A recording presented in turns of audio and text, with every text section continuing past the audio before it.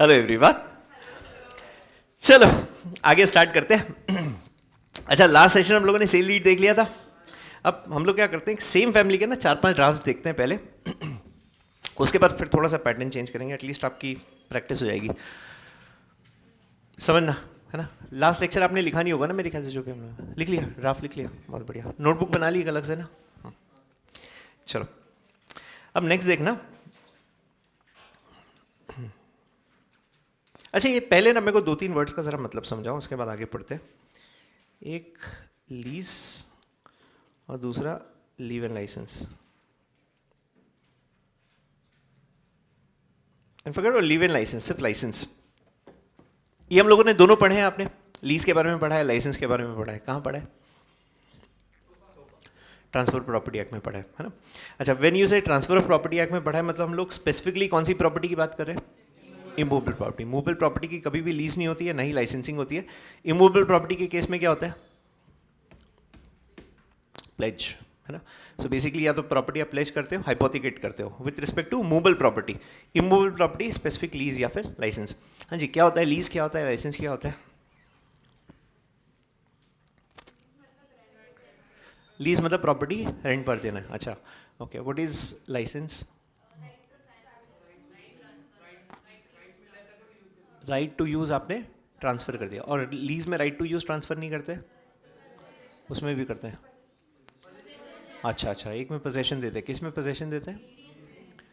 Lease में possession देते हैं, और लाइसेंस में राइट टू यूज़ ट्रांसफ़र करते हैं बट पोजेशन नहीं देते हैं। तो किसको यूज़ करोगे? सो कंफ्यूज्ड अबाउट लाइफ। लीज में पोजेशन ट्रांसफ़र करते कि नहीं करते? करते हैं। अच्छा, लाइसेंस में पोजेशन ट्रांसफ़र करते कि नहीं करते? करते हैं। दोनों में पोजेशन ट्रांसफ़र करते हैं। अच्छा, किस में राइट टू यूज़ है, किस में राइट टू यूज़ नहीं है? दोनों में। तो फिर डिफरेंस क्या है? हाँ जी, किस में? एक पार्टी गवर्नमेंट हो सकती है, लीज गवर्नमेंट कर सकती है। तो फिर डिफरेंस क्या है? कोल माइंस का आपने सुना होगा, गवर्नमेंट लीज पे देती है, 99 ईयर्स की लीज पे, 999 ईयर्स की लीज पे रहती है। हाँ जी, हाँ, डिफरेंस क्या है? Leave is only certain rights are transferred. Licence में एवरीथिंग इज ट्रांसफर्ड। दिल कलेजा सब निकाल के दे दिया। नहीं,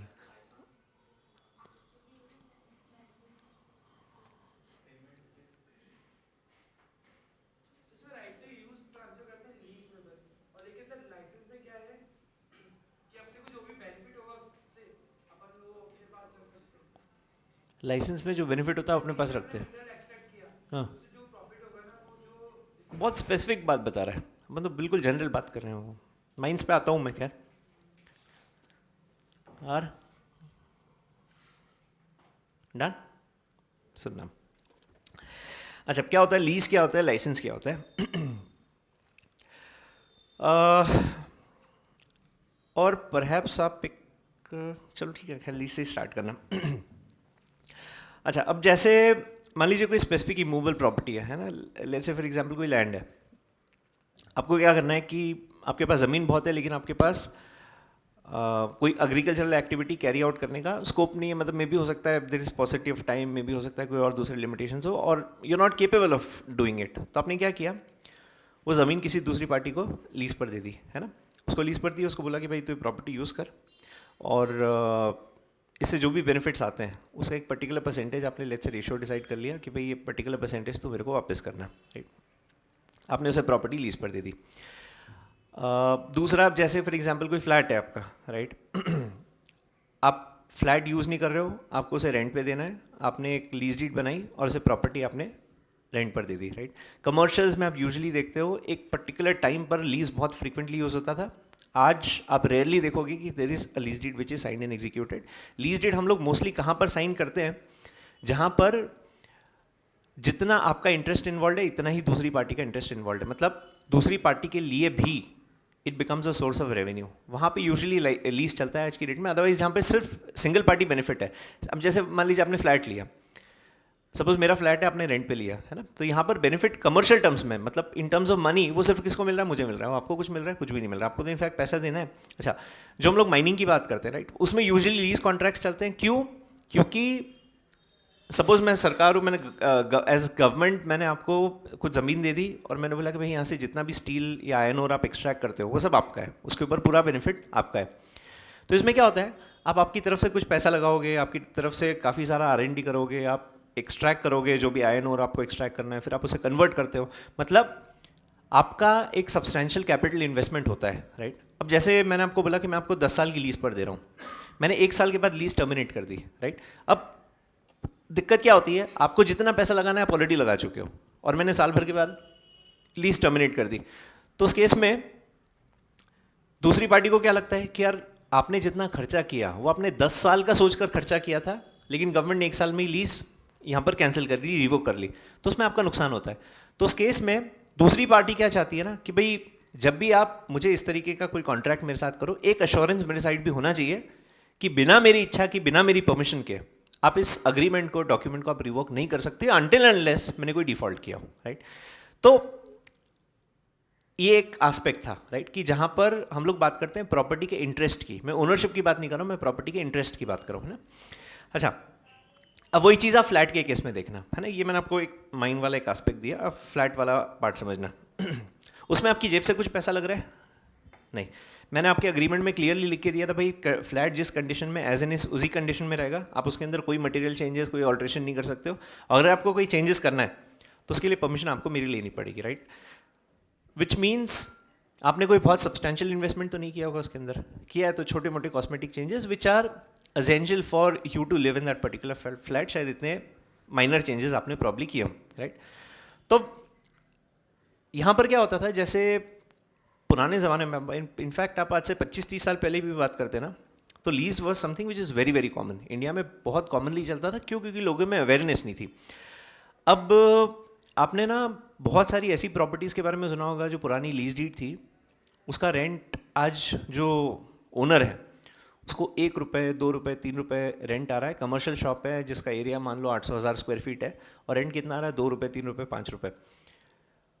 पुणे में आपको ऐसी भर भर के प्रॉपर्टीज़ मिल जाएगी जो डिस्प्यूट में। अब ये क्यों होता है? क्योंकि एक टाइम पे इन्होंने क्या किया, जो ओनर्स थे इन्होंने लीज़ बनाई, उस वक्त उनको इतना फ़र्क नहीं पड़ा कि ठीक है यार प्रॉपर्टी मेरे पास है, सामने वाला यूज़ कर रहा है, इतना उन्होंने परवाही नहीं की।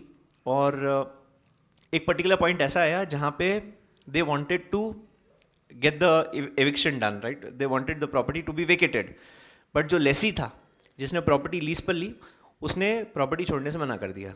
कोर्ट में केस चल रहा था और वो केस चले आ रहा है 10-15 सालों से, और नॉर्मली क्या होता है 5% इंक्रीमेंट होता है कमर्शियल पे, रेजिडेंशियल पे 10% हम लोग स्टैंडर्ड मानते हैं। अब वो एक ज़माने में 10 पैसा रेंट था, अब वो 10 पैसे पे हर साल 5-5% का इंक्रीमेंट हुआ, वो 15-20 साल में बढ़ बढ़ के आज वो रेंट 2 रुपये का हो गया। तो आज भी 2 रुपये मंथली रेंटल पे प्रॉपर्टीज़ चल रही है, बड़ी बड़ी कमर्शियल प्रॉपर्टीज़ चल रही है। और ये सब होता है लीज़ के केस में। और लीज़ के केस में क्यों होता है? क्योंकि लीज़ के केस में आप प्रॉपर्टी का पोजेशन डेफिनेटली ट्रांसफ़र करते हो, लेकिन पोजेशन के साथ आप एडिशनली क्या ट्रांसफ़र करते हो? प्रॉपर्टी का इंटरेस्ट। मैंने से प्रॉपर्टी का इंटरेस्ट मतलब इन शॉर्ट, अगर मैंने आपको प्रॉपर्टी दी है, राइट, और अगर मैं चाहता हूँ कि प्रॉपर्टी वेकेट हो जाए, कल से आप उसे एविक्ट करो, तो एविक्शन के पहले मुझे आपसे परमिशन चाहिए। मतलब वो आपके कंसेंट से ही हो सकता है, आपके कंसेंट की बिना नहीं हो सकता, राइट। अच्छा, ये हम लोग जिस भी चीज़ की बात कर रहे हैं ना, ये सब सिविल मैटर्स है। सिविल मैटर्स, आप प्रॉपर्टी एविक्शन के एक बार किसी कोर्ट में जाना और पूछना कि कितने केसेस पेंडिंग है, you will be shocked and surprise to see the numbers. Maximum recovery suits होते हैं, सबसे ज़्यादा पैसा रिकवर करने वाले सूट्स होते हैं, हाईएस्ट, सेकंड हाईएस्ट एविक्शन के सूट्स आपको कोर्ट में मिलेंगे। मतलब भर भर के केसेस रखे हुए हैं, सालों सालों से चले आ रहे हैं और जजमेंट आते हैं। अच्छा, इसमें क्या है, ओनर का साइड एनीवे बहुत स्ट्रांग होता है, बट क्या होता था, जैसे मैं आपको जो बोल रहा हूँ ना, लीज में दूसरी पार्टी क्या कर देती है, खर्चा कर देती है काफ़ी कुछ।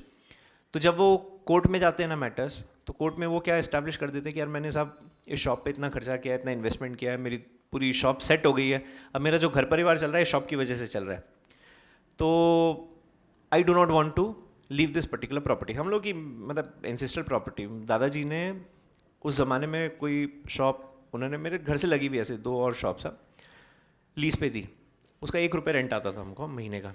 अब 1 रुपये का रेंट कौन लेता है यार, मतलब आपको लेने में भी शर्म आएगी, लेकिन लेना चाहिए एक्चुअली में। दिक्कत क्या होती है, जब आप रेंट लेते हो ना 1 रुपये का, तो आपकी बुक्स में एंट्री दिखती है कि there is still continuity in that particular transaction. जहाँ पे आपने रेंट लेना बंद कर दिया ना, वहाँ पर क्या होता है, there is a complete halt. Court क्या मतलब, सामने वाली पार्टी क्या प्रूव करती है कि हमारे बीच का जो लीज कॉन्ट्रैक्ट था वो कब का खत्म हो गया, इन्होंने हमको प्रॉपर्टी बेची थी, राइट। हमारे बीच में अंडरस्टैंडिंग हुई और ये पुराना कुछ बता देते कि भाई ऐसा हो गया था, वैसा हो गया था, और ऐसे ऐसे करके पूरी प्रॉपर्टी आपसे खा जाते हैं। अच्छा, इंडिया में लॉ है 7 साल तक प्रॉपर्टी का पोजेशन अगर आपके पास है without any break, without any halt, उसकी ओनरशिप दूसरी पार्टी क्लेम कर सकती है। लेसी बेसिकली प्रॉपर्टी की ओनरशिप क्लेम कर सकता है। तो ना वो 1-1 रुपये का रेंट आता। We went to the court, जी फाइल्ड अ सूट ना। अब दिक्कत समझना इन सब चीज़ों में क्या होती है।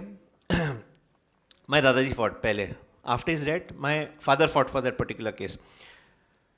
एंड ऑफ इट कोर्ट से समझ में आ गया कि कोई मतलब सोल्यूशन निकलना नहीं है, वो मैटर इसी तरीके से चलता रहेगा। फिर दूसरे जितने तरीके होते हैं तंते बनते, जो भाई लोग भेज के या और कुछ सेटलमेंट करा के किसी थर्ड पार्टी को बिठा के जो करना था कर लिया। फाइनली प्रॉपर्टी खाली हुई, लेकिन कोर्ट के ऑर्डर से नहीं हुई। कोर्ट का ऑर्डर हमारे अगेंस्ट आ गया। जजमेंट क्या आया, उन्होंने क्या बोला कि भाई कोर्ट क्या आइडेंटिफाई करता है कि मुझे एज एन ओनर उस प्रॉपर्टी की कितनी ज़रूरत है, और लेसी को एज अ लेसी उस प्रॉपर्टी की कितनी ज़रूरत है, एज अ टेनेंट उसको कितनी ज़रूरत है। कोर्ट ये जज करता है कि अगर दूसरी पार्टी की नीड ज़्यादा है, राइट, इसकी वजह से उसने परमिशन नहीं दी, उसने अपना कंसेंट नहीं दिया प्रॉपर्टी खाली करने में, आप प्रॉपर्टी खाली नहीं करवा सकते हो, और कोर्ट क्लियर ऑर्डर दे रहा। अच्छा, दूसरा रिसॉर्ट क्या रहता है, डिस्ट्रिक्ट कोर्ट में केस आ रहे हैं, आप जाओ हाई कोर्ट में। हाई कोर्ट में अब आप केस फाइल करने जाओगे तो कोर्ट बोलता है आपको डिपॉजिट रखना है, 50% पैसा आपसे डिपॉजिट के फॉर्म में रखता है। तो जो भी कंसिडरेशन अमाउंट है उसका 50% आपको वापस से डिपॉजिट के फॉर्म में रखना है। पहले 5 साल झगड़ा, फिर हाई कोर्ट में वापस से 5 साल झगड़ूँ, मैं इतने लीगल एक्सपेंसेस जो करना है वो करूँ, और केस आ रहा है इसकी वजह से डिपॉजिट भी मुझे ही रखना है। इंसान क्या बोलता है, भाड़ में जाए, मेरे को करना ही नहीं है। और कोर्ट की हियरिंग्स और जो प्रोसीडिंग्स होती है ना, दैट्स लाइक स्लो पॉइजन। वो आपको अंदर अंदर अंदर अंदर इतना किल करती है ना, इंसान फ्रस्ट्रेट हो जाता है। अपने को ऐसा लगता है साला अपना राइट है, अपनी प्रॉपर्टी अपन लोग कुछ नहीं कर पा रहे। तो ये लीज का सबसे बड़ा प्रॉब्लम है। लीज में क्या होता है, along with the possession of the property आप प्रॉपर्टी का इंटरेस्ट भी दूसरी पार्टी को ट्रांसफर कर देते हो, राइट। अच्छा, over a period of time when people started realising और the property owner started realising कि लीज हमारे इंटरेस्ट में नहीं है, हमारे फेवर में नहीं है, तो लोगों ने लाइसेंस डीड बनाना स्टार्ट कर दी। और उस पर्टिकुलर पॉइंट पर लीव एंड लाइसेंस का कॉन्सेप्ट अपने यहाँ पर आया। एंड आज how many if you stay in this thing rented premises, flat वगैरह में आप रहते हैं, जो आप देखना आपके वो सब लीव एंड लाइसेंस होंगे, राइट। आज किसी की भी लीज डीड नहीं होगी, सबके लीव एंड लाइसेंस होंगे। तो लीव एंड लाइसेंस में क्या होता है, आप प्रॉपर्टी का इंटरेस्ट ट्रांसफर नहीं करते हो, राइट। अब जब आपने प्रॉपर्टी का इंटरेस्ट ट्रांसफर नहीं किया, मतलब whenever I have to get the eviction done, जब मैं चाहता हूँ कि प्रॉपर्टी मुझे खाली करानी, मुझे आपको नोटिस देना है। से सपोज आपके अग्रीमेंट में लिखा है 60 डेज का नोटिस, मैं आपको नोटिस दूंगा 60 डेज का। अगर आपने प्रॉपर्टी नहीं खाली की, आप सीधे कोर्ट में चले जाओ, राइट। अच्छा, दिक्कत सी लाइसेंस में भी इतनी है, ऐसा नहीं कि लाइसेंस ईजी हो गया, लाइसेंस भी कमर्शियल ही था, राइट। मतलब ये भी सिविल मैटर ही था आपका, उसमें भी इतना ही टाइम लगना है। बस लीज में लेसी का राइट बहुत स्ट्रांग होता है, लाइसेंस के केस में लाइसेंसर का राइट बहुत स्ट्रांग होता है। लाइसेंस मतलब क्या होता है कि मैंने आपको कोई पर्टिकुलर एक्ट करने की परमिशन दी है, दैट इज लाइसेंस। मतलब प्रॉपर्टी की ओनरशिप मेरे पास, प्रॉपर्टी का पोजेशन भी मेरे पास है। मैंने प्रॉपर्टी का पोजेशन आपको सिर्फ यूज करने के लिए दिया है, राइट। लेकिन उसका जो लॉफुल राइट है वो आज भी मेरे पास है। मैंने आपको राइट नहीं दिया है, वो मैंने आपको सिर्फ एक्सेस दिया है कि आप मेरी प्रॉपर्टी यूज करो, और जिस दिन मैं बोलूँ उस दिन आपको वापस से छोड़ के जाना है, राइट। तो लाइसेंस में बस आपने क्या किया, प्रॉपर्टी का इंटरेस्ट ट्रांसफर करना बंद कर दिया, which was actually the curse in case of lease. तो अगर आप लीज और लीव एंड लाइसेंस में डिफरेंस देखें, तो लीज में क्या होता है, in this case along with the possession you are also transferring the interest in that particular property, vis licence के केस में इंटरेस्ट इज नॉट ट्रांसफर्ड, है ना। सिर्फ हम लोग क्या करते हैं, पोजेशन ट्रांसफर करते हैं।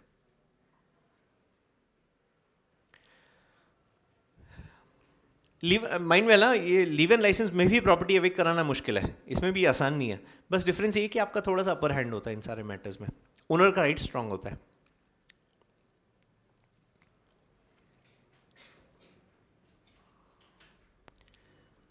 अच्छा, दोनों केसेस में पार्टी सेम, एक होता है लेसर, एक होता है लेसी। यहाँ पर उसी हम लोग बोलते हैं लाइसेंसर,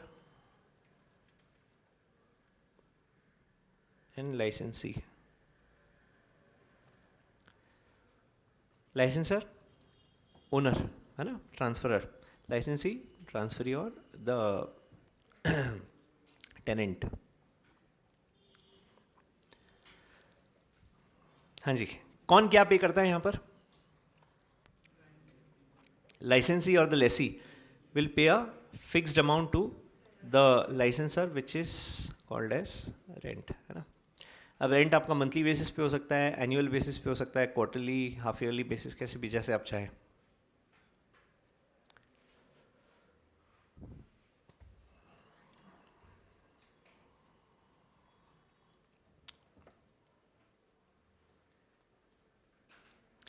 हाँ जी. सो क्या लीज और लीव इन लाइसेंस में क्या डिफरेंस है? मेन इंटरेस्ट का डिफरेंस है ना. कहाँ पे हम लोग इंटरेस्ट ट्रांसफर करते हैं? लीज में आप प्रॉपर्टी का इंटरेस्ट भी ट्रांसफर कर देते हैं. Vis vis the same thing doesn't happen in case of leave in licence. अच्छा, अग्रीमेंट पॉइंट ऑफ व्यू से समझना, दोनों ड्राफ्ट बिल्कुल सेम है ना. एक अभी हम लोग क्लास में बनाएंगे, एक मैं आपको होमवर्क के लिए दे दूंगा. कोई भी डिफरेंस नहीं है, सिर्फ जो पोजेशन वाला क्लॉज रहेगा आपका अग्रीमेंट में, उसमें लीज में अलॉन्ग विथ इंटरेस्ट हम लोग स्पेसिफाई करेंगे. लीव इन लाइसेंस में 100% वो सब पार्ट नहीं रहेगा, राइट. बस ये इतना ही डिफरेंस है, बाकी 100% आपका कंटेंट 100% इसका सेम ही रहेगा, है ना. चलिए, अब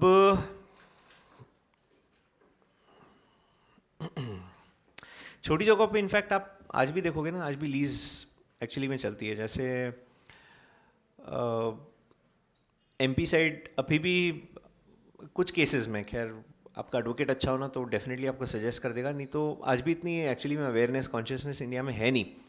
तो जिनको नहीं पता वो आज भी लीज डीड बनाते हैं. जो थोड़े से समझते जानते हैं इन सब चीज़ों के बारे में, वो लीव एंड लाइसेंस बनाते हैं. बट दोनों में प्रॉब्लम सेम ही है एक्चुअली में. अब खैर अपना जुडिशियल सिस्टम मैं नहीं बोलता कि वीक है in terms of passing judgements, but it is burdened, it is certainly burdened, जिसकी वजह से ना decisions take a lot of time. And that's when you know that thought comes that the judiciary is not strong. ऐसा नहीं कि judiciary strong नहीं, judiciary तो बहुत स्ट्रॉन्ग है, बस दिक्कत ये है कि it takes a lot of time. तो हमारे यहाँ पे अगर ऐसा कुछ हो जाए ना कि इस तरीके के जो civil matter, of course we have small causes court, बस स्मॉल कॉजेस कोर्ट का लिमिटेशन क्या आ जाता है कि बहुत ही छोटे मैटर्स वो कंसिडर, 20,000 वाले मैटर्स कंसिडर करती है. तो वो दिक्कत है, 20,000 वाले मैटर्स मतलब पेनी मैटर्स हो गए आज की डेट में. तो इसके लिए सच में एक सेपरेट ट्रिब्यूनल की ज़रूरत है which will only deal with such kind of civil commercial matters, you know, जहाँ पे आपके प्रॉपर्टी वाले मैटर्स होते हैं. और ये भर भर के हैं. आप मतलब ऐसे देखोगे ना, अब जैसे अभी अपने जितने भी बड़े बड़े प्रोजेक्ट्स होते हैं, पुणे में आपका एमनोरा है, देन आपका नांदेड़ सिटी है, उसके बाद मगरपट्टा है. ये जितनी भी बड़ी बड़ी आप टाउनशिप्स देखोगे ना, 500 एकड़, 700 एकड़, 800 एकड़. अब 700 एकड़ और 800 एकड़ का रेट समझना क्या होगा. मतलब उस साइड आप देखते हो तो ज़मीन का मैं बोल रहा हूँ, हाँ, मैं फ्लैट का नहीं बोल रहा हूँ. फ्लैट का ऑफ कोर्स काफ़ी कम होता है. 20-22-25 हज़ार रुपये स्क्वायर फीट का रेट है ज़मीन का. और हम लोग किसकी बात कर रहे हैं? 700 एकड़ की बात कर रहे हैं. 1 acre has nearly 43,000 square feet and we are talking about 700 acres land, right. तो वो मल्टीप्लाई करना, आप नंबर्स कितने आएंगे, that's the value of the land, right. अब इतनी प्राइस में अगर आप ज़मीन खरीदोगे, ये सिर्फ ज़मीन की कीमत है, उसके बाद कंस्ट्रक्शन कॉस्ट अलग. आप कंस्ट्रक्शन कॉस्ट बेसिक मानना, मतलब जो बेसिक डेवलपमेंट कॉस्ट में आपको बता रहा हूँ, एक एवरेज क्वालिटी का कंस्ट्रक्शन आपने किया करीब 1200 रुपये स्क्वायर फीट, ये जाना ही जाना है. उसके बाद अगर आप इंटीरियर्स का देखते हो कि सपोज आपने रेडी फ्लैट्स आपने सेल किए हैं, तो 1400 से 1500 रुपये स्क्वायर फीट गुड इंटीरियर्स, ये आपके स्क्वायर फीट की कॉस्ट है. तो आप इमेजिन करना कि आपका प्रोजेक्ट कितने का पड़ेगा. अच्छा, it would take some time obviously. आप इतनी बड़ी 700 एकड़ की टाउनशिप बना रहे हो, मतलब वो बनते बनते कम से कम 7-8 साल हो जाएंगे. तो 7-8 साल आपको सिर्फ पैसा डालना है, आपके पास पैसा आने ही नहीं वाला है, right. And given this RERA thing and all, वो जब तक रेडी पोजेशन में नहीं आता वैसे भी कुछ नहीं कर सकते हो, राइट. तो वो बिल्डर की हालत सोचना कि कभी इस तरीके की टाउनशिप बना पाएगा, क्योंकि इतने कैश फ्लो पे तो आज कोई भी नहीं बैठा हुआ है, राइट. तो अभी जो हाल फिलहाल में मॉडल चल रहा है, अभी लोग क्या करते हैं ना, दे डू अ जेवी. जो भी आपके फ्लैट ओनर्स हैं उनके साथ जेवी कर लेते हैं. भाई तेरी ज़मीन है, मैं तेरे को उस पर्टिकुलर एरिया को पूरा डेवलप करके देता हूँ. और ऑब्वियसली डेवलप होता है तो रेट बढ़ता है, उसमें आप एक पर्टिकुलर एरिया जो ओनर है उसको आप अलॉकेट कर देते हो, मैं तेरे को घर बना के दे दूँ, बंगलो बना के दे दूँगा, और बाकी तो ज़मीन मेरे नाम पे ट्रांसफ़र कर दे. और शेयरिंग कर लेते हैं कि जो भी हम लोग बनाएंगे उससे जो भी इनकम आती है उसका एक पर्टिकुलर परसेंटेज तो रखेगा, पर्टिकुलर परसेंटेज मैं रखूँगा। तो बिल्डर के लिए क्या हो गया, बिल्डर के लिए सिर्फ कंस्ट्रक्शन कॉस्ट उसके लिए कॉस्ट बन गई है, बाकी ज़मीन की उसके लिए कॉस्ट ही नहीं है। और सबसे महंगी चीज़ ज़मीन ही है अल्टीमेटली, कंस्ट्रक्शन कॉस्ट बहुत सेकेंडरी हो जाती है। तो ये मॉडल चल रहा है। अब ये जब मॉडल आपने अडॉप्ट किए, ये सब लीज पे, इसमें हम लोग ओनरशिप ट्रांसफ़र नहीं करते। तो उसमें क्या होता है कि जो ओनर है वो बिल्डर के नाम पे एक बड़ी लीज़ कर देता है। उसने सपोज़ 1000 ईयर्स की लीज़ कर दी, 999 चलता है अपने यहाँ पे, ऐसे 999 ईयर्स की लीज़। अब 999 ईयर्स की लीज़ मतलब पता नहीं कितनी जनरेशन्स हो गई है, वो आपके एज के हिसाब से आप कैलकुलेट कर लेना, बट 15-16 जनरेशन्स हो गई। Will you really think about the generations which will come after 15 progressions? आप सोचोगे कि आई डोंट नो वो कौन सा एंगल होता है, पोते के पता नहीं क्या, वो कौन से वो उस पे चले जाओगे आप। इतना आगे का मुझे नहीं लगता कि कोई सोचने वाला है कि उस दिन क्या होगा जब ये लीज ख़त्म हो जाएगी। वो लोग सोचेंगे ना, बेचारा अपना आज का लुकआउट अपने को आज के ठिकाने नहीं है, और अपन लोग पता नहीं कौन सी जनरेशन की बातें कर रहे हैं। तो ये सब फैक्टर्स हैं। तो आजकल ये सब जितने भी इस तरीके के कॉन्ट्रैक्ट्स चलते हैं ना, 999 ईयर्स की लीज पे चलते हैं। गवर्नमेंट जब आपको राइट्स देती है, जो ज़मीन गवर्नमेंट की होती है, वहाँ पर आप किसी भी तरीके का एक्सट्रैक्शन कर रहे हो या कोई डेवलपमेंट कर रहे हो, वो सब लॉन्ग लीज पे होते हैं। और ये लॉन्ग लीज मतलब 99 ईयर्स की लीज एंड 1000 ईयर्स की लीज, इस तरीके की लीज पे बनता है ना। देखते हैं ज़रा लीवन लाइसेंस अग्रीमेंट देखते हैं।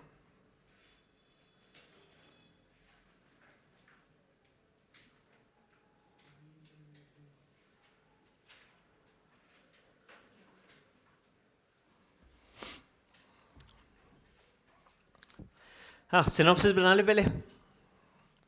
बोलो क्या क्या लिखना है सिनॉप्सिस में।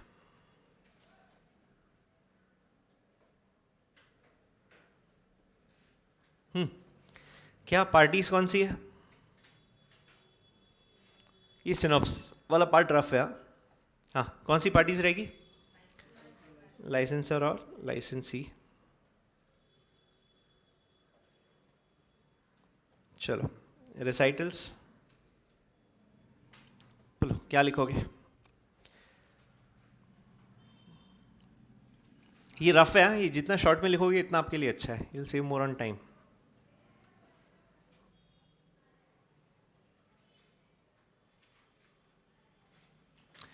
बोलो क्या लिखे रिसाइटल्स में? अच्छा, रिसाइटल्स में क्या लिखते क्या हो आप? अरे कंटेंट नहीं पूछ रहा हूँ रे। हाँ, what has happened till date है ना, वो सब हम लोग कहाँ लिखते हैं? रिसाइटल्स में लिखते हैं जी। प्रॉपर्टी का डिस्क्रिप्शन पहले। अच्छा, आप रैंडम बता रहे हो, बाद में नंबर ऐसा करेंगे? रिसाइटल्स में मत करना, वैसा बॉडी में ही करना है। इसमें तो एक नॉर्मल फ्लो से जाने दो आप। 3-4 चीज़ें हैं जो मेजरली आपको लिखनी है। हाँ, सबसे पहले आप पार्टीज़ को डिफाइन कर दीजिए। से डिस्क्रिप्शन ऑफ पार्टीज़, ठीक है। और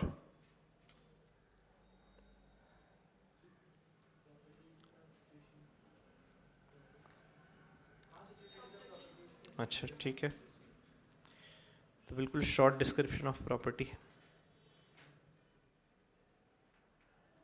ओके जी। रेंट मैम बॉडी में लिख देंगे, रिसाइटल्स में ज़रूरत नहीं इतना लिखने की। हाँ जी, और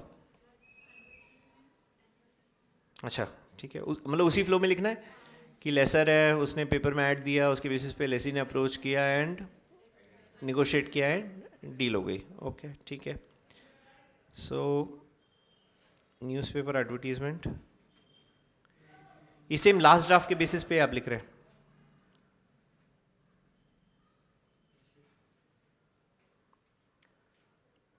उसके बेसिस पर लाइसेंसी अप्रोच्ड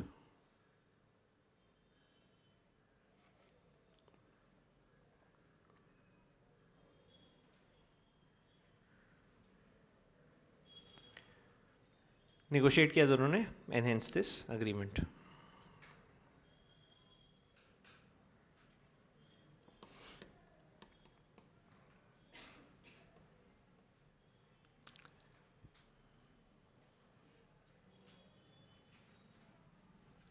डन। चलिए अब बोलो क्या लिखें, बॉडी में क्या लिखना है, कौन कौन से क्लॉजेस आएंगे?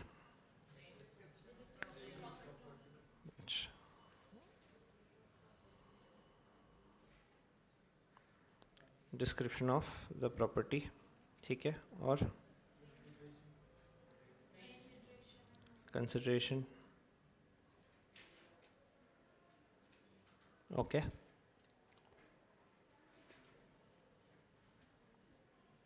इतना छोटा तो नहीं है। अच्छा, टेन्योर, ठीक है, और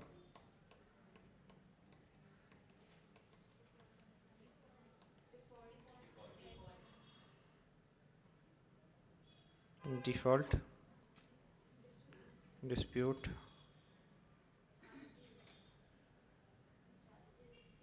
चार्जेस, ठीक है,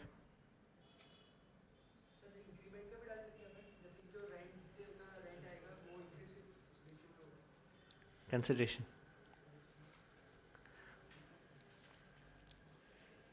अगेन वही आपकी चॉइस है, make it simple, make it complicated.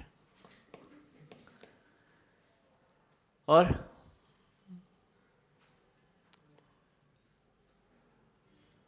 आधा हुआ है। अरे हमेशा ये सोचना कि आप आपकी प्रॉपर्टी किसी को दे रहे हो, अब क्या क्या लिखोगे आप अग्रीमेंट के अंदर? पोजेशन, और टाइटल, टाइटल थोड़ी ना ट्रांसफ़र कर रहे हैं, टाइटल तो आपके पास ही रहेगा ना। हाँ हाँ, और बोलो और क्या लिखना है?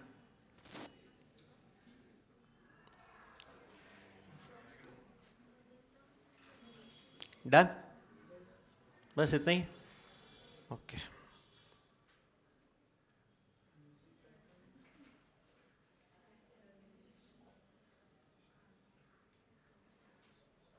पोजीशन लिख दिया ना आपने,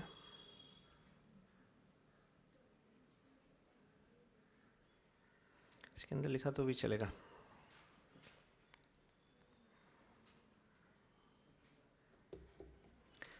ठीक है, दैट्स ऑल। टेन्योर आ गया, कंसिडरेशन आ गया, क्वेश्चन चार्जेस आ गए, पोजीशन आ गया, ठीक है। अच्छा, एक बार आपने सारे हेड्स लिख लिए, उसके बाद फिर इसको आप नंबर्स दे दीजिए आप, है ना। सो 1 2 3 4,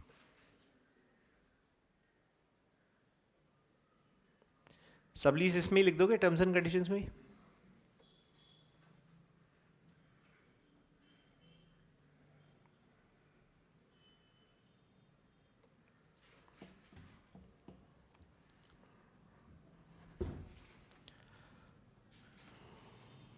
ये रफ वाला पार्ट है, हाँ, ये आप ड्राफ्ट के साथ मत लिखिए, मतलब आपके नोट्स में लिखिए, ठीक है, एग्जाम में ध्यान रखना इसको, हाँ।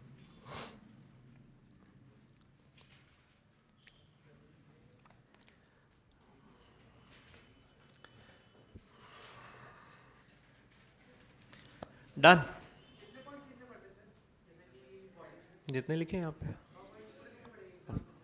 पर कैसी बातें कर रहे हैं भाई हाँ ना, एग्जाम में क्वेश्चन आता है और उसका आंसर, कभी ऐसा हुआ है क्या कि आंसर पूरा लिखना है आधा लिखना है, ऐसा सेम ड्राफ्ट तो पूरा ही लिखना पड़ेगा ना भाई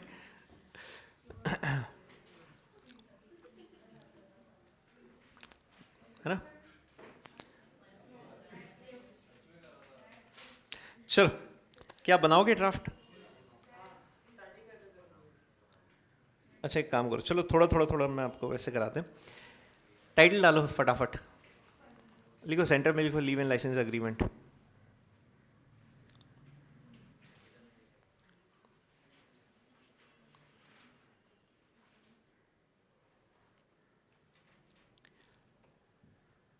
लिखा?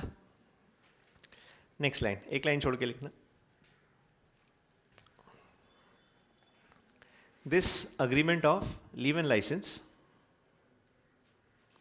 this agreement of leave and license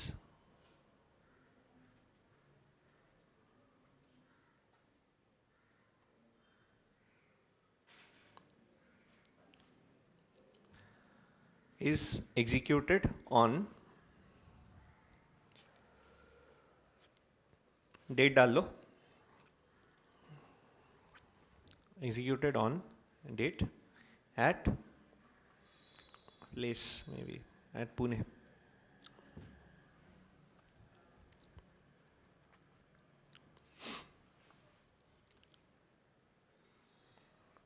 done. एक लाइन छोड़ के सेंटर में कैपिटल लेटर्स में by and between, by and between.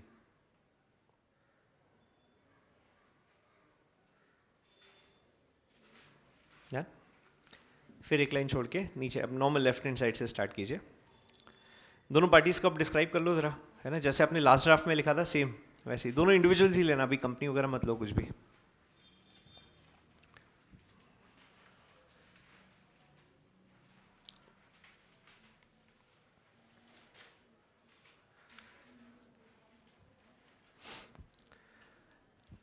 अब जब लिख रहे हो ना थोड़ा थोड़ा कोशिश करना याद करने की, है ना. हो जाएगा, वैसे 5-7 लिखोगे तो याद हो जाएगा सब कुछ.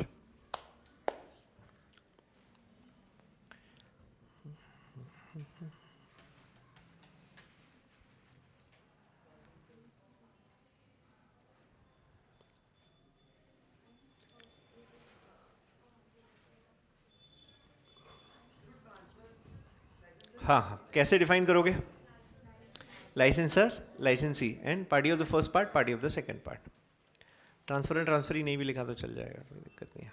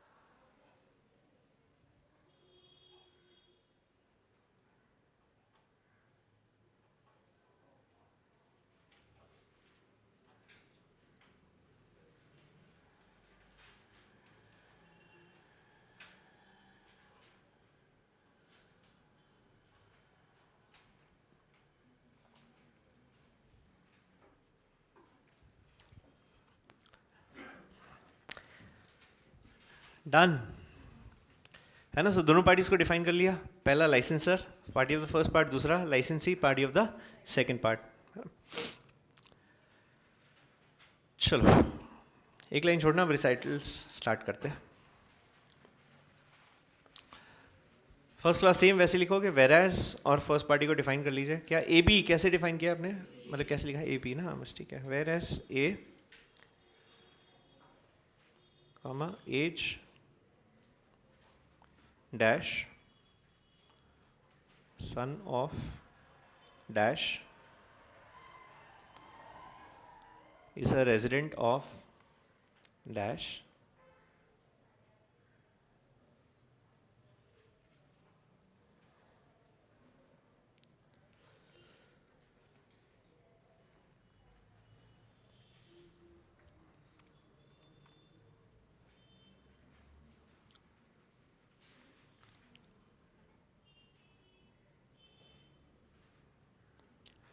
लिखा, फिर एक लाइन छोड़ के वापस से and whereas B comma as dash son of dash is a resident of dash.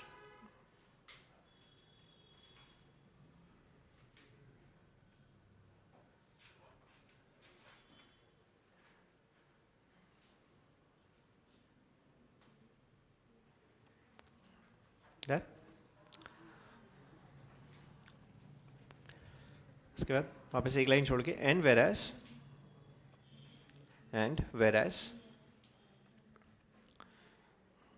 A owns a property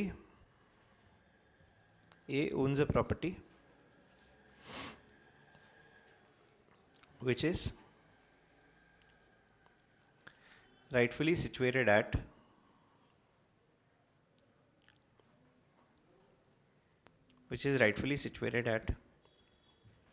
dash, है ना, यहाँ पे आप एड्रेस लिखेंगे. And whereas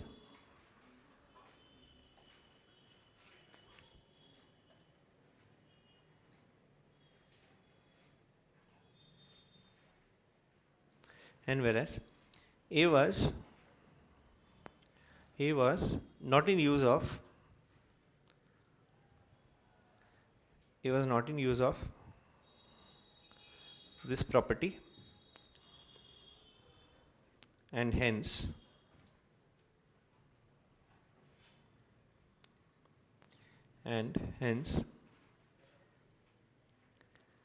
he decided to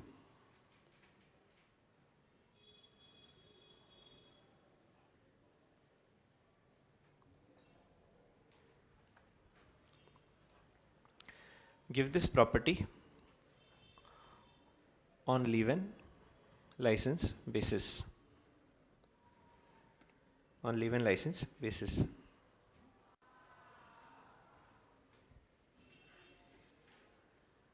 And whereas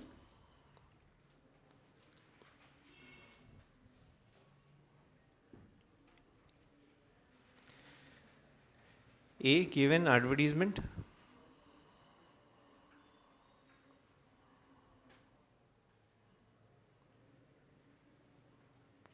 in a leading newspaper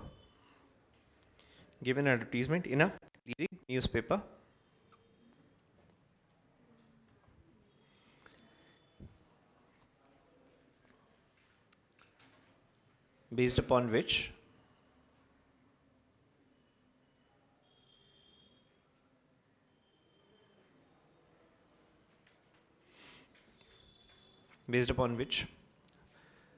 B approached A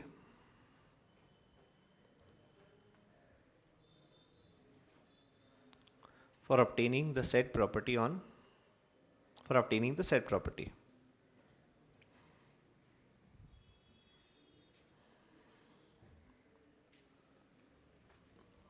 For obtaining the said property.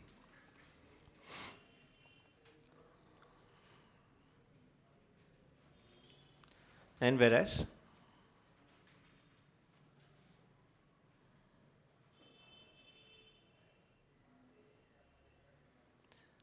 the parties finalized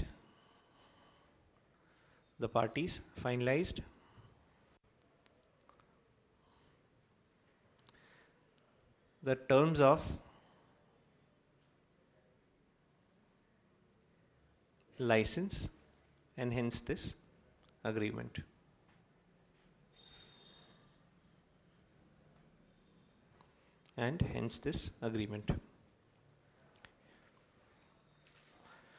एक line छोड़ के capital letters में लिखना. Now this agreement of leave-in license.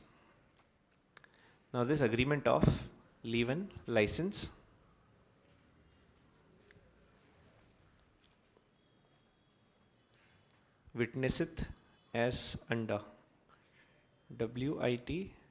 WITNESSETH witnesseth as under.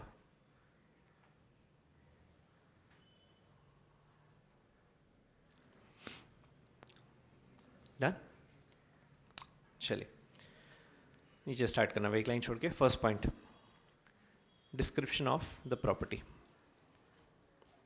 अच्छा, अब एक बार पहले discuss कर लेते हैं पूरा क्या किस में लिखना है ना, उसके हिसाब से फिर हम लोग आगे कंटेंट प्लेस करेंगे।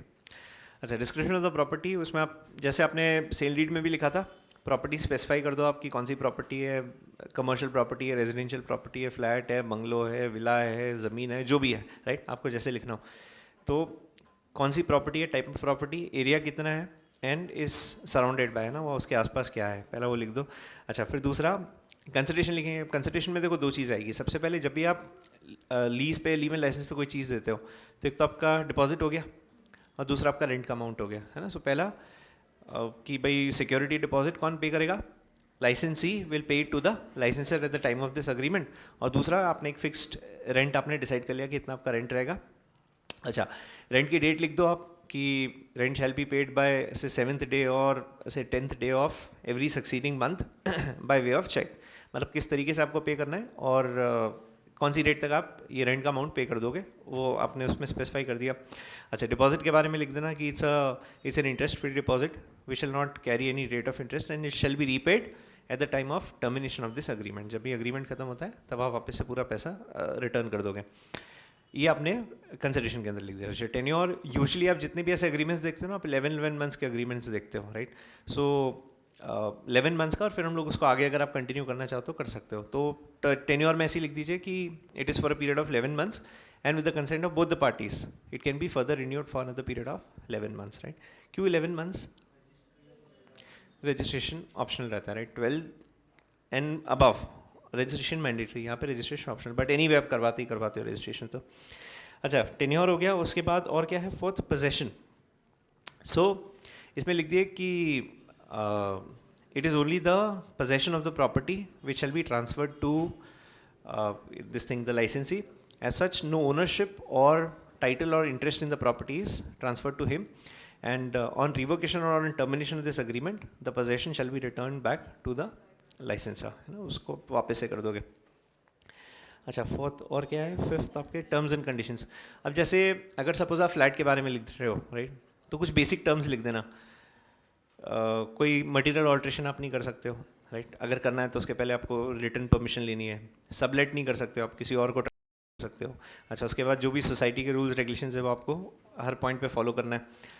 उसके अलावा एक नॉर्मल हाइजीनिक कंडीशन में आप प्रॉपर्टी मेंटेन करके रखोगे, है ना। ये 3-4 बेसिक कंडीशंस आप इसके अंदर लिख देना। बहुत लंबी कहानी आप ऐसा बिल्कुल दिल पे ले लिया और 2 पेज लिख दिया, मत करना ऐसी स्टुपिडिटी। बस अपने को स्ट्रक्चर बनाना है ना। It is a specimen, mind well, है ना। तो ये ध्यान रखना, आपको बहुत बड़ा बड़ा कुछ नहीं लिखना, आपको बस एक टेम्पलेट बताना है कि ये सब चीज़ें उसके अंदर आती है, ठीक है। चलो, और क्या उसके बाद, कॉस्ट एंड चार्जेस। अच्छा, अब इसमें क्या लिखोगे आप, जैसे सबसे पहले एक तो ये वाला आपका पार्ट हो गया कि जितने भी लीगल चार्जेस हैं, रजिस्ट्रेशन फीस, स्टैम्प ड्यूटी है, that shall be borne by let's से द लाइसेंसी और may be half and half दोनों। अच्छा, जो भी टैक्सेस की लाइबिलिटी, प्रॉपर्टी टैक्स वगैरह जो भी पे करना होता है आपको, म्यूनिसिपल टैक्सेस है, that shell always be of the licensor. वो ओनर का राइट, मतलब यहाँ पे ऑब्लिगेशन होता है, उससे लाइसेंसी का ऐसा कोई लेना देना नहीं है, ठीक है। और क्या है, टर्मिनेशन ना। सो टर्मिनेशन मतलब आप कब अग्रीमेंट खत्म कर सकते हो। सो दोनों पार्टीज़ के पास ऑप्शन है, तो आप उसमें नोटिस पीरियड लिख दीजिए कि by serving a notice period of 60 odd days either of the parties can terminate the agreement by serving notice to the other party, right. Termination हो गया। और क्या है, डिफ़ॉल्ट, सेम। अच्छा, डिफ़ॉल्ट कौन कर सकता है यहाँ पे, लाइसेंसी। लाइसेंसर तो क्या ही डिफ़ॉल्ट करेगा, उसने तो प्रॉपर्टी दे दी आपको। तो अगर उसने रेंट में किसी भी तरीके का कोई डिफ़ॉल्ट किया है या प्रॉपर्टी में कोई बहुत न्यूसेंस क्रिएट किया है, तो उस केस में एक पर्टिकुलर अमाउंट लिख देना which shall be paid by the licensee to the licensor. And dispute of course same clause आप लिखना है, या तो आर्बिट्रेशन का लिखना है या कोर्ट का लिखना है। इस बार कोर्ट का लिख लेंगे, लास्ट टाइम आपने आर्बिट्रेशन का लिखा था, है ना। और लास्ट में बस वो साइनिंग वाला पार्ट है, सेम के सेम लिखना है ना। चलो, ये एक और लिखवा देता हूँ मैं आपको, है ना। उसके बाद फिर जो आप ड्राफ्ट बनाएंगे, आप कोशिश करते हैं आप थोड़ा थोड़ा लिखने की स्टार्ट करना है ना। चलो लिखो, first point, description of the property.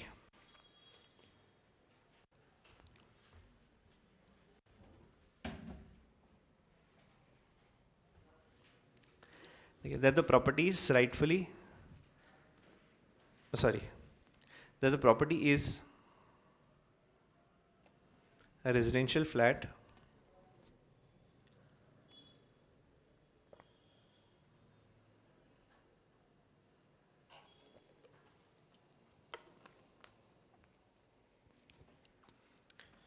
it measuring about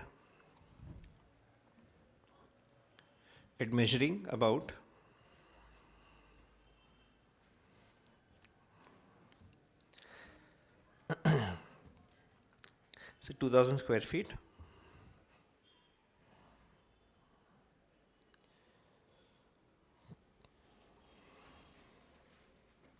comprising of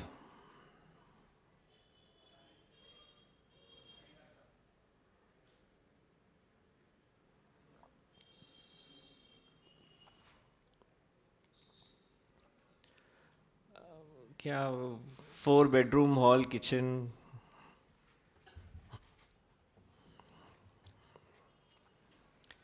4 bedroom 1 hall and a kitchen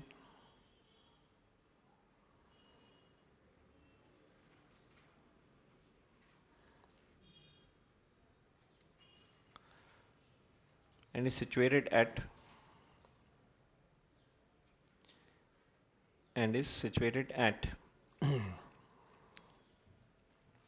dash full stop. The property is surrounded by the following. Property surrounded by the following.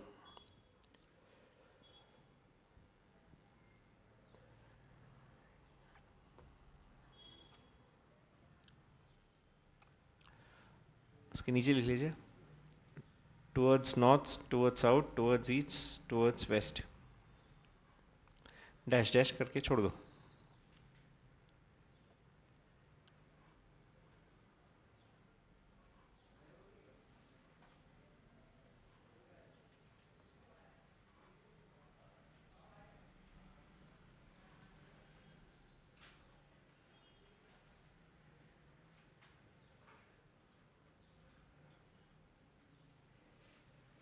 Done. Second, consultation.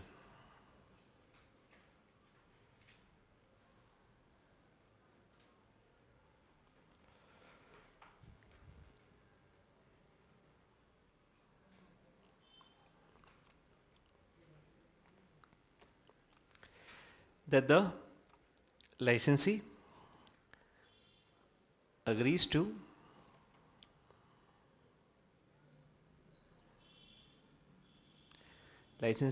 pay a monthly rental of rupees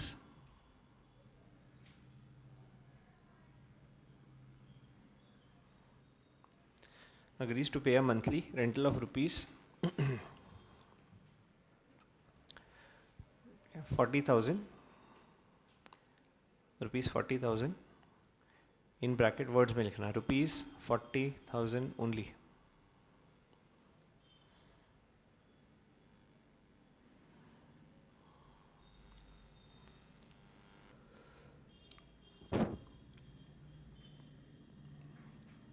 To the licensor.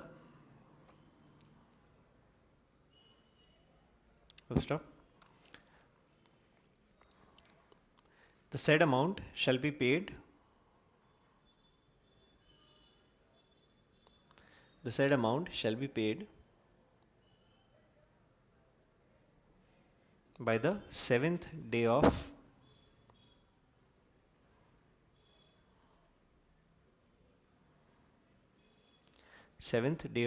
every succeeding month.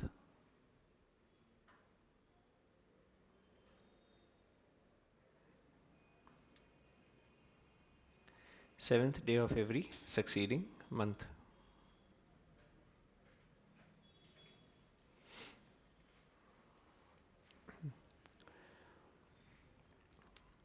It shall be paid by way of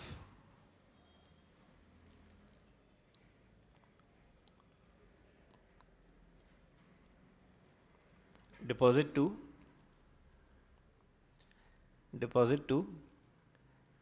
licensor's bank account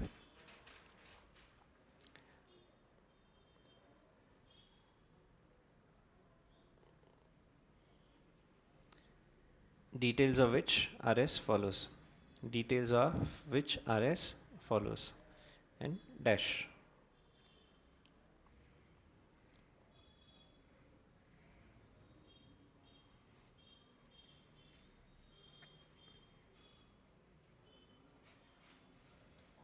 done. अच्छा, paragraph change करना। Paragraph कैसे change करते हो? अगर आपने यहाँ एक line लिखी है ना, यहाँ खत्म हुआ, एक लाइन छोड़ना बीच में और यहीं से स्टार्ट करना। वो यहाँ से स्टार्ट करते हो ना, डोंट डू दैट, है ना, वो सब पुराना ज़माना था, अभी नहीं करते ये सब चीज़ें। तो start from the left, extreme left, ठीक है, जैसे नॉर्मल, बस बीच में एक लाइन छोड़ देना, which is an indication that you change the paragraph. लिखो, that in addition to the above, that in addition to the above,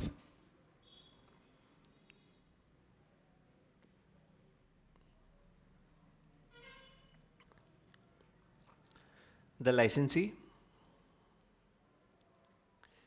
agrees to pay to the licensor, agrees to pay to the licensor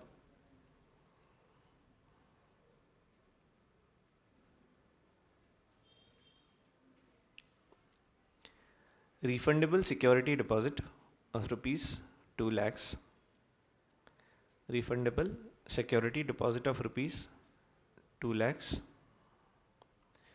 in bracket rupees 2 lakhs only,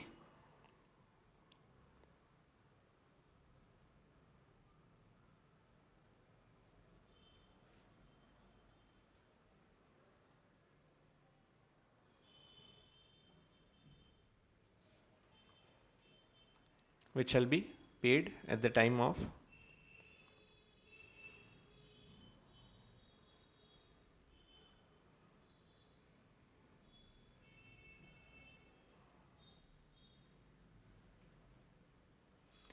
execution of this agreement.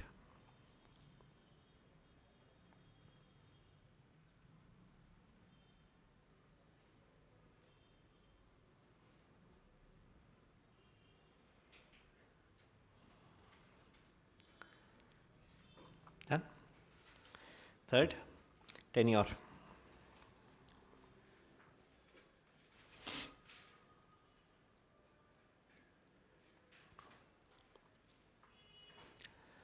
That the said agreement shall be for a period of 11 months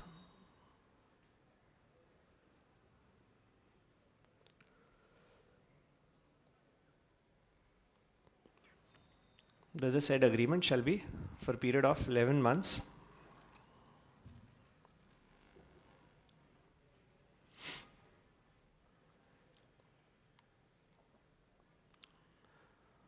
from the date of this agreement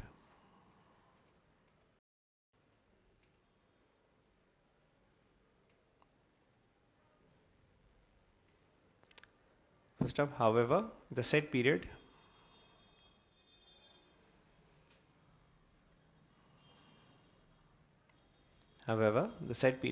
may be further extended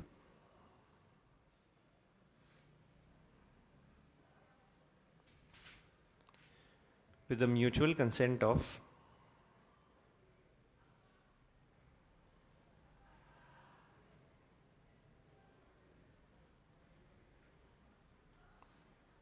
both the parties.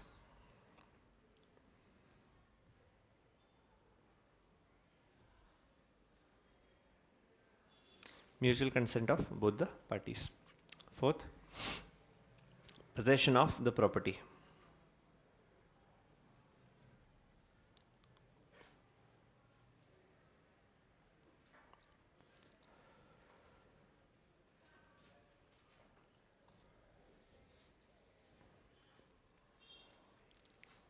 Possession of the property.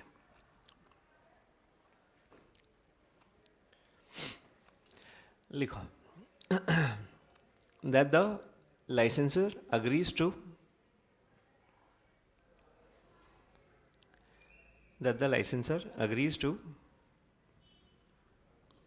transfer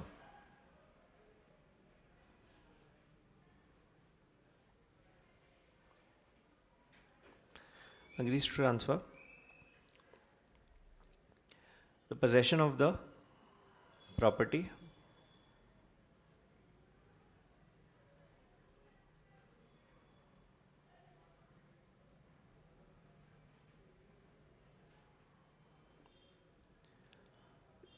agrees to transfer possession to the licensee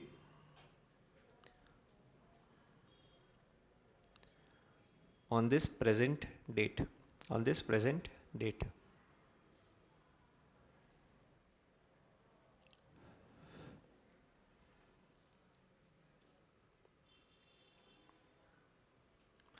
No title or interest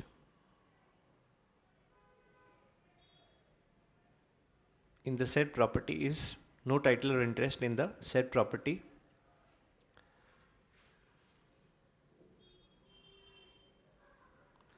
is transferred to the licensee.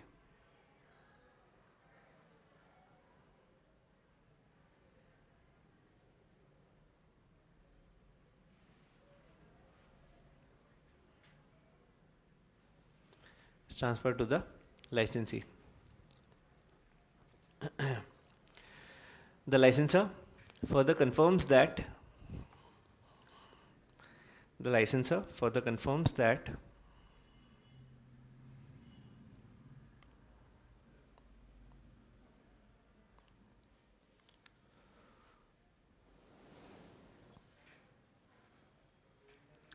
the property is free from any prior encumbrance. Free from any prior encumbrance.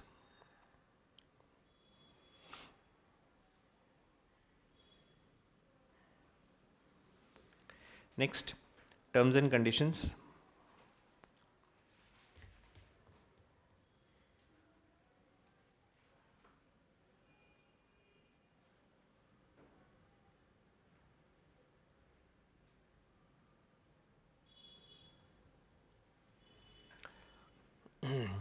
That the licensee agrees to the following.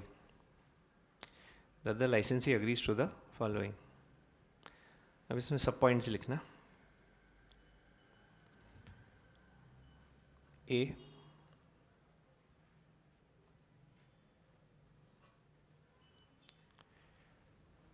he shall use the property in rightful manner. He shall use the property in rightful manner.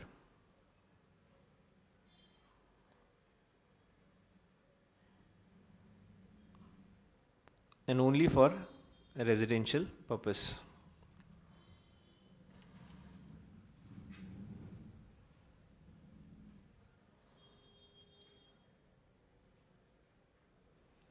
Only for residential purpose.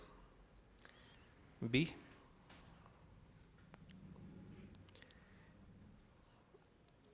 he shall obey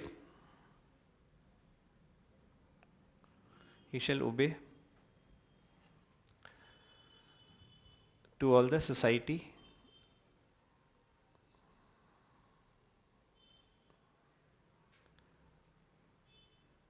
rules and regulations. Society rules and regulations. C,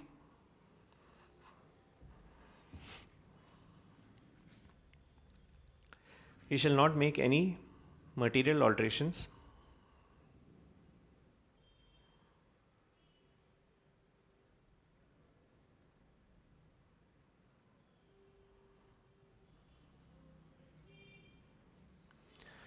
without obtaining prior written consent of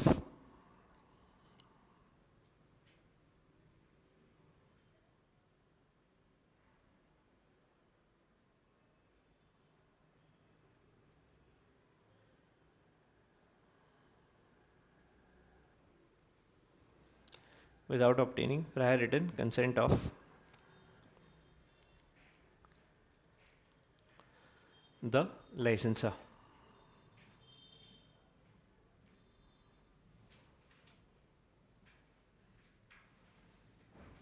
Next, without prior written permission of the licensor,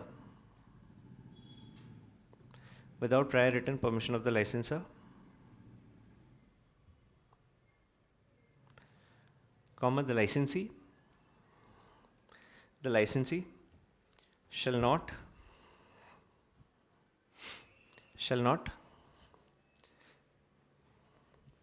sublet the property to any third party.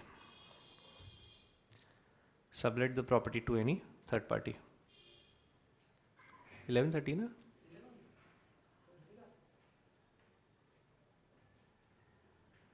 11:30 ना आपका?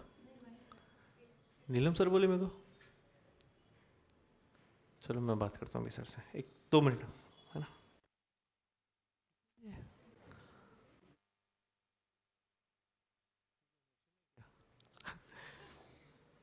बोला हुआ है ना 11:30? चलो हाँ लिखो।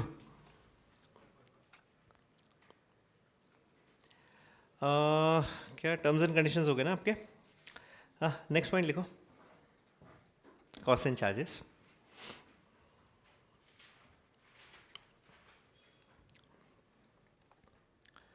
Cost and charges,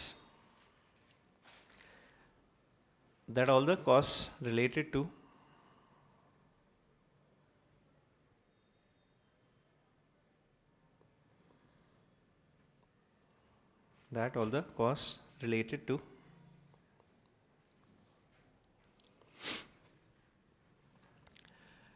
registration, stamp duty and legal charges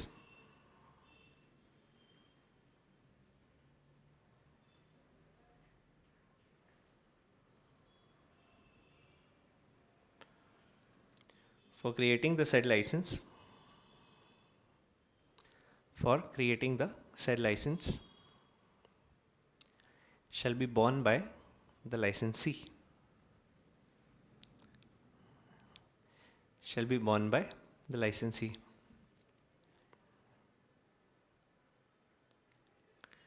However,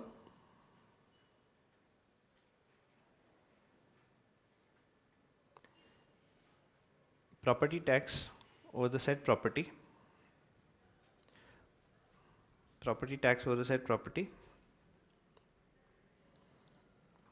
is to be borne by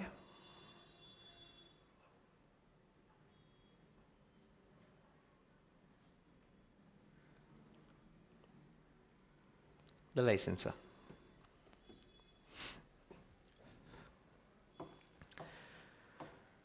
बाकी कर लेते हैं अपन, नेक्स्ट सेशन में देखते हैं, है ना? बहुत बहुत धन्यवाद।